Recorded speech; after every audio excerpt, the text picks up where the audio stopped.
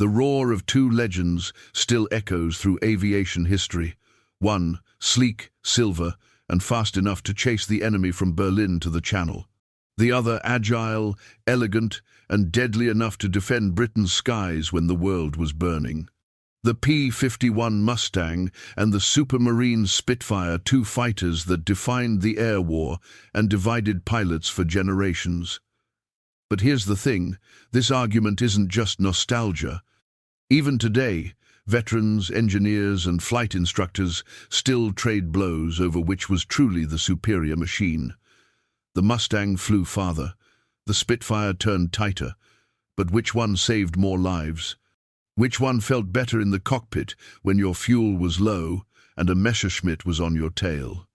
To find out, we'll peel back the layers, the numbers, the myths, and the real combat diaries to uncover why, 80 years later, the debate still won't die. Because this isn't just about wings and horsepower, it's about pride, identity, and what winning really meant in the skies of World War II. So buckle in and ask yourself this: if you had to fly one into combat, would you choose the Mustang's power or the Spitfire's soul? They weren't rivals at birth, they were built for two different kinds of wars. When the Spitfire first took to the skies in the mid-1930s, Britain's greatest fear was invasion. The Royal Air Force needed a fast, nimble interceptor, something that could climb quickly, turn sharply, and defend home skies before enemy bombers reached London. Designer R.J. Mitchell envisioned a pure air-to-air fighter, elliptical wings for minimum drag, a lightweight frame, and Rolls-Royce power for breathtaking maneuverability. It wasn't built to fly far. It was built to win dogfights right above the English countryside. Across the Atlantic, America's concerns were different. The United States Army Air Corps was still thinking in terms of ground support, patrols, and export models, not massive European air battles. That's where a little-known company called North American Aviation came in. In 1940, British officials approached them with an urgent request. They wanted Curtiss P, 40 seconds, but North American offered something bold. "Give us 120 days, they said, "and we'll design you a better fighter from scratch." The result was the NA-73X prototype, later known as the Mustang. At first, it was just a low-altitude tactical fighter, fast at ground level, but sluggish above 15,000 feet. In early tests, RAF pilots liked the visibility, but said it wasn't fit for Europe's high-altitude dogfights. So, it became a workhorse for reconnaissance, low-level strikes, and escort missions that didn't need altitude supremacy. That could have been the end of its story, until one of the most unlikely engineering marriages in wartime history. British engineers realized that the American Mustang's aerodynamic fuselage, when paired with their Rolls-Royce Merlin engine, produced something extraordinary. Suddenly, the plane that couldn't breathe at high altitude was outperforming the very Spitfires that inspired it. This hybrid, an American frame with a British heart, changed everything. It transformed the Mustang from an obscure experiment into a transcontinental predator. Now, it could escort bombers all the way to Berlin and back. Something no Spitfire could ever dream of. But here's the twist: this wasn't a case of better or worse. It was a case of two designs born from different needs. The Spitfire, a knight defending the castle. The Mustang, a hunter crossing the frontier. Two nations, two missions, two philosophies of survival in the air, and from that difference, the rivalry was born. When people argue Mustang versus Spitfire, they often reach for the numbers: top speed, climb rate, service ceiling, range, firepower. But ask any veteran pilot those numbers, and nothing once the fight began. Let's start with the spec sheet illusion. The Spitfire Merc IX, introduced in 1942, could climb at over 4,000 feet per minute and turn tighter than nearly any fighter in the world. Its elliptical wings gave it the grace of a swallow, an edge that no American design could quite match. In a pure turning fight, the Spitfire could swing inside a Bf-109, outmaneuver a Focke-Wulf, and dance through the clouds like it was born there. But the Mustang, especially the later P-51D, told a different story. It was heavier, faster in level flight, and optimized for stability, not gymnastics. The Spitfire would beat it in a slow turn, but the Mustang could dive, roll, and climb away with astonishing energy. Its laminar flow wing, designed to minimize drag, made it ideal for high-speed cruising. And that, combined with the legendary Merlin engine, gave it a sustained top speed of over 430 miles per hour, a blistering number for its day. Still, the paper race was misleading, because the Mustang's wing design, while revolutionary, also came with compromises. At high angles of attack, it lost lift faster. In tight combat, that sleek laminar wing wasn't as forgiving as the Spitfire's curved, elegant profile. A pilot once said, "The Mustang is a thoroughbred on the open track, the Spitfire is a cat in a cage." Both beautiful, both deadly, but only one was built to pounce in close quarters. Then there was visibility, a pilot's greatest ally or worst curse. Spitfire pilots loved their rounded canopy and slender nose. But the Mustang's new bubble canopy, introduced in the D variant, gave pilots a panoramic 360-degree view. It wasn't just a luxury, it was survival. Spot the enemy first, strike first, and you never need to turn as tight. Now, here's the irony in controlled trials. Both aircraft could outperform the other depending on altitude and load. At 15,000 feet, the Spitfire's instantaneous turn was superior. Above 25,000, the Mustang reigned supreme, maintaining power and stability long after the Spitfire started to strain. So when you see those charts that declare the Mustang was faster or the Spitfire turned tighter, remember, those aren't truths. They're snapshots, moments of advantage in a sky that changed every minute. Because in the chaos of combat, the one who survived wasn't always in the better machine, he was in the one that matched his instincts. The war in Europe was a deadly classroom. Every pilot learned and often died, discovering what their aircraft could really do, and nowhere did the rivalry between the Spitfire and the Mustang feel more alive than in the words of those who flew them. One RAF veteran wrote, "In a Spitfire, you don't fly the plane, you wear it." It was an extension of his body. The stick responded like nerves and muscle, effortless, immediate. He described turning duels with foe 190 seconds, feeling the aircraft talk to him through the seat and stick pressure. At 200 miles an hour, the Spitfire was poetry in motion. At 400, it was still light, responsive, and faithful. But not every pilot agreed. An American Mustang ace once said, "A Spitfire is a ballerina, but the Mustang's a boxer who can go 12 rounds. He wasn't exaggerating. The P-51 could dive like a stone and keep its structural integrity even under terrifying speeds. German pilots dreaded that. Many Luftwaffe survivors admitted once a Mustang was behind you, your chances of escape were near zero. The difference was psychological. In a Spitfire, combat was a dance, twisting, turning, feeling every movement in split seconds. In a Mustang, combat was strategy, conserving energy, climbing, diving, striking, and breaking away before the enemy even reacted. British ace Johnny Johnson, who led Spitfire squadrons over occupied Europe, once remarked that while he admired the Mustang's range and speed, he'd never trade the Spitfire's handling. He called it the purest flying experience a man could ever have. Meanwhile, American pilots flying escort over Germany told another truth: endurance mattered more than elegance. Those who watched B-17 seconds and B-24 seconds burn over enemy lines swore they'd take the Mustang's range over any turning advantage. The P-51 could stay with bombers deep into enemy airspace, then fight its way home. No Spitfire could follow. They called it the plane that ended the bomber's loneliness. Then there were the few lucky ones who flew both. Canadian test pilot James Edgar Johnson noted that while the Spitfire was more instinctive, the Mustang demanded respect. You had to plan your fight, Know your energy and control your aggression. Lose patience, and the Spitfire might save you with a quick roll. Lose patience in a Mustang, and you could end up in a deadly stall or blackout dive, the Spitfire whispered.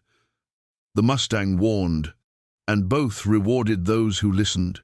Even German opponents, decades later, entered the debate. Some Luftwaffe aces admitted they feared the Spitfire's turn, but they respected the Mustang's reach.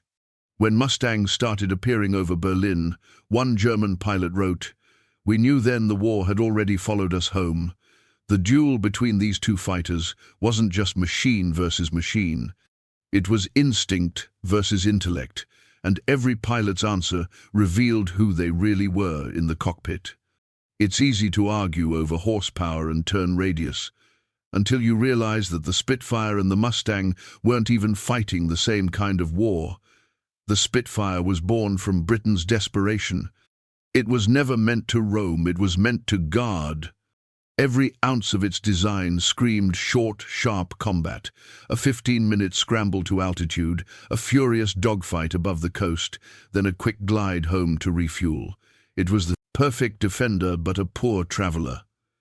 During the Battle of Britain, that didn't matter. The front line was practically the English Channel. Spitfires could land, rearm, and return in under half an hour. But by 1943, the air war had moved far beyond Dover's cliffs. Now, the fight was deep in occupied Europe, and defense had become offense. Enter the Mustang. The Mustang wasn't faster by accident, it was designed for distance. Its long fuselage, massive internal fuel tanks, and drop tank capability gave it the legs no other Allied fighter had. While Spitfires were forced to turn back at the French coast, Mustangs flew 6 hours into enemy territory, escorting bombers all the way to Berlin, and still had fuel for a dogfight. Those missions were brutal. Imagine flying over Germany in winter at 25,000 feet, frost creeping up your canopy, engines vibrating through your boots. For the bombers below, every mile was a gamble against flak and fighters. But when Mustangs appeared overhead, morale changed overnight. The men in the B-17 seconds called them angels on the wing. And yet not every job needed an angel. When Allied forces invaded Normandy, it wasn't the long-range Mustang that ruled the skies. It was the Spitfire, back in its element, flying low over the beaches, strafing enemy convoys, spotting for artillery, intercepting quick German counterattacks. Its quick response time made it the eyes and claws of D-Day air operations. Different wars, same sky. The irony? Each side secretly envied the other. Mustang pilots missed the light, sensitive feel of the Spitfire. Spitfire pilots envied the Mustang's range and reliability. Both aircraft had moments when they were utterly wrong for the job. Spitfires sent on deep-range missions often ran dry before making it home. Mustangs forced into tight, low-altitude turns could lose their laminar flow and stall violently. But that's war-imperfect planes flown by. Imperfect men trying to survive impossible odds, and that's what makes this debate so raw even today. The Spitfire represented the spirit of defense, the Mustang represented the strategy of dominance. One stood guard, the other crossed oceans. Both, in their way, won. By 1942, what had begun as a rivalry of design was now an arms race in the clouds. Every new German improvement, a faster Messerschmitt, a deadlier Focke-Wulf, forced the Allies to adapt. And both the Spitfire and the Mustang evolved like living creatures, each iteration smarter, faster, and hungrier than the last. R.J. Mitchell's design was so flexible that it could be upgraded endlessly. From the early Mark I that fought in the Battle of Britain to the Mark V that faced Rommel's air units in North Africa, each version added a little more power, a little more bite. But the real leap came with the Merc Igs, powered by the Merlin 61, built specifically to counter the new FOF 192s tearing through Allied skies. It wasn't just faster, it climbed higher, carried heavier armament, and restored Britain's air superiority overnight. Then came the Spitfire 14, fitted with the monstrous Griffon 65 engine. At low altitude, it could hit 448 miles per hour, faster than most American fighters of its time. The nose was longer, the propeller bigger, the torque immense. Pilots described it as a lion wearing silk gloves. It demanded control, but when mastered, it was unmatched in climb and acceleration. The Mustang, meanwhile, was evolving on a different frontier endurance. When the P-51B introduced the Merlin V 1650 engine, it turned a middling ground attack plane into a high-altitude predator. The later P-51D, with its bubble canopy, 6 50-caliber Browning guns, and extra internal fuel, became the definitive escort fighter of the war. By late 1944, it could accompany bombers from England to Berlin and back without refueling over 1,600 miles round trip. That was unheard of for a single-seat fighter. And yet, even as the Mustang dominated the skies of Europe, the Spitfire refused to fade. Each new variant adapted to a fresh role: photo reconnaissance, carrier-based Seafire models, even early jet-age experiments. Its evolution didn't stop when the war ended. The Spitfire served into the 1,950 seconds, its elegant airframe continuously refined for new engines and missions. What's fascinating is how philosophy shaped progress. The British refined the Spitfire like a craftsman, polishing a jewel tuning, lightening, perfecting balance and control.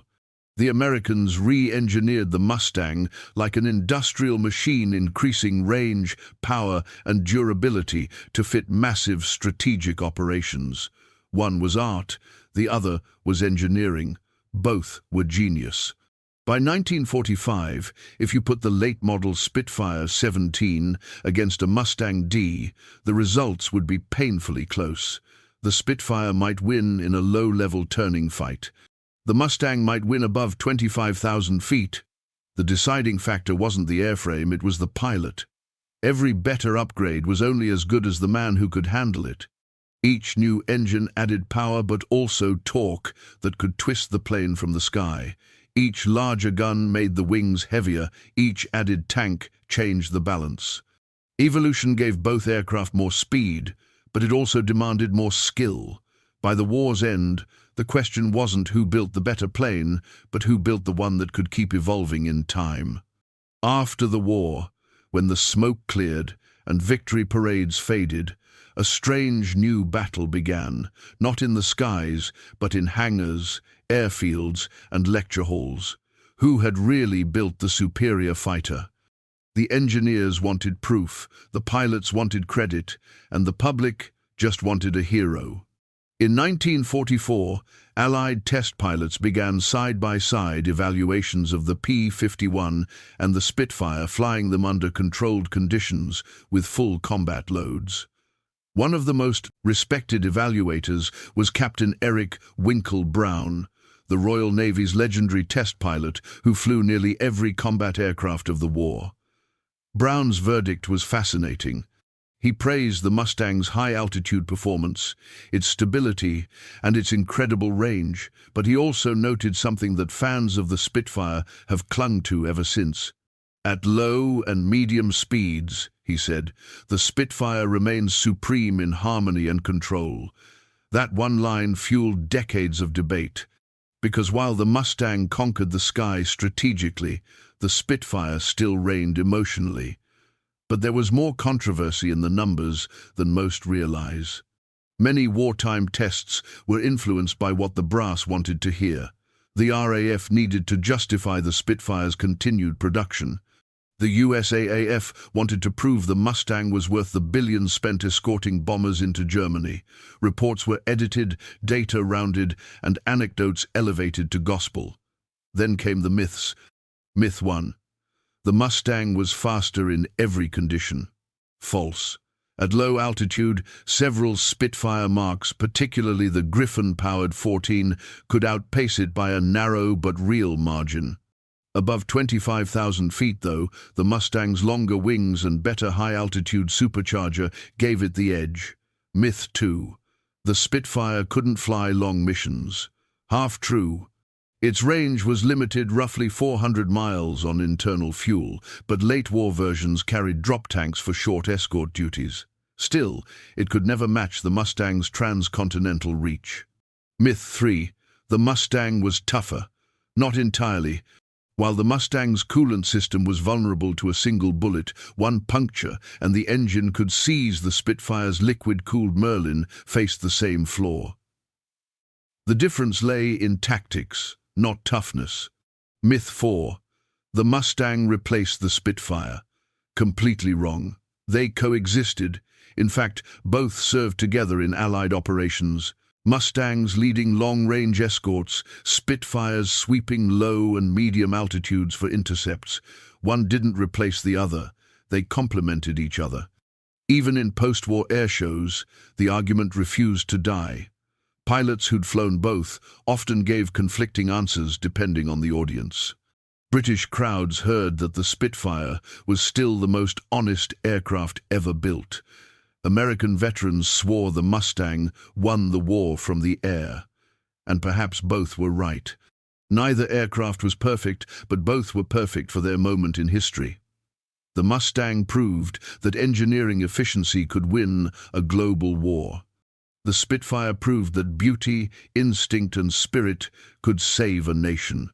This debate isn't about facts anymore, it's about identity. The Mustang belonged to the pragmatists. The Spitfire belonged to the romantics, and the war needed both. Ask any veteran, museum curator, or aviation buff today, which was better, the Spitfire or the Mustang? And watch the eyes light up, the hands start to move, and the conversation take flight. This isn't just about aircraft anymore.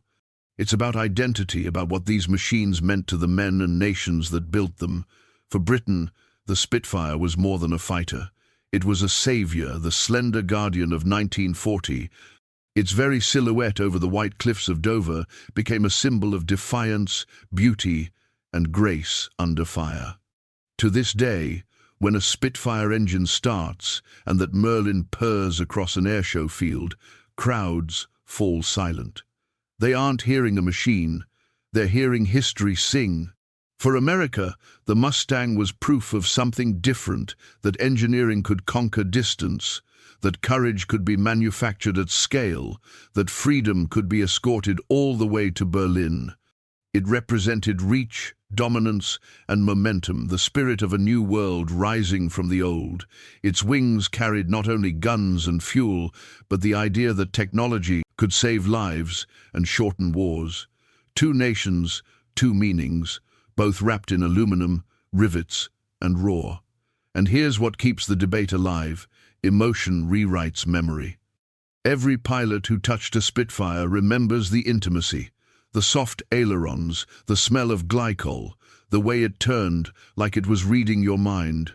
Every Mustang pilot remembers the power, the speed, the confidence of knowing you could fly home from anywhere, and the satisfaction of hearing a bomber crew cheer when you appeared at their side.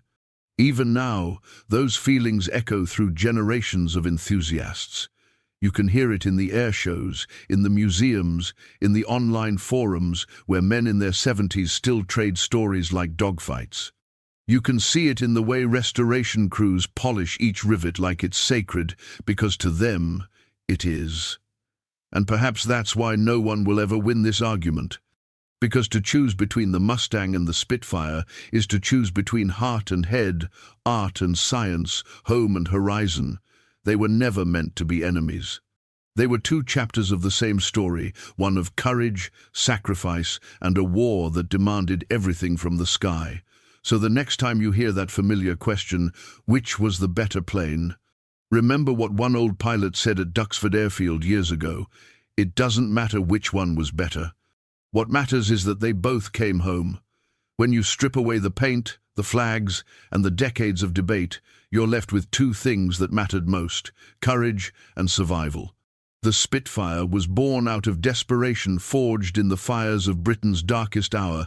It saved a nation before it ever won a war. Its wings carried hope, and its pilots carried the weight of the free world on their shoulders. Every Spitfire that took off in 1940 was a message: we will not yield. The Mustang, on the other hand, was born out of ambition, the vision of an engineer's dream that became the symbol of unstoppable reach. It didn't just defend, it pursued, it hunted, it finished the war from the air. When it arrived, the Allies suddenly had not just bravery, but range. The enemy was no longer safe anywhere, and yet when historians look back, they find that neither plane could have won the war alone. The Spitfire held the line, the Mustang broke it. Together, they turned defense into dominance. Two machines, two empires, each one carrying the voice of its people, one poetic, one pragmatic, both perfect reflections of the nations that built them. And maybe that's why the argument never ends, because every generation sees itself in one of them. Some value precision and control, others value endurance and might.